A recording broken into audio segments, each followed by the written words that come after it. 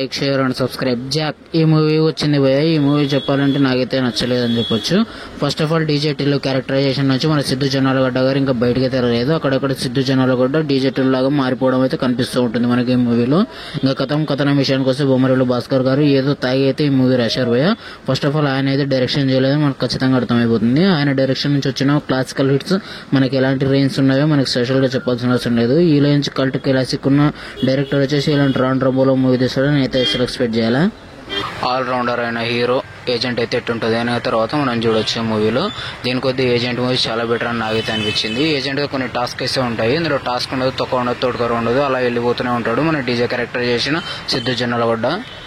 ఇంకా ఈ మూవీలో అక్కడక్కడ ఫన్ ఎలిమెంట్స్ పెట్టారు. అది ఫన్ ఎలిమెంట్స్ వర్కౌట్ అయింది. సిద్ధు జొన్నలగడ్డ క్యారెక్టర్ నుంచి కొన్ని ఫన్స్ అయితే వర్కౌట్ అయ్యి ఇంకా మిగతాదంతా డొల్ల కొట్టిపోయిందని చెప్పొచ్చు. ఈ మూవీ ఫస్ట్ ఆఫ్ ఆల్ వచ్చేసి స్కిప్ చేయడం చాలా బెటర్. ఇంకా డీరెక్ట్ క్యారెక్టరేషన్ నుంచి మన సిద్ధు జొన్నలగడ్డ బయటకు వచ్చి మూవీ చేస్తే బెటర్ అని నా ఫీలింగ్ భయ. మీరు మూవీ చేశారు, మీకు ఎలా అనిపించింది కదా కామెంట్ చేయండి.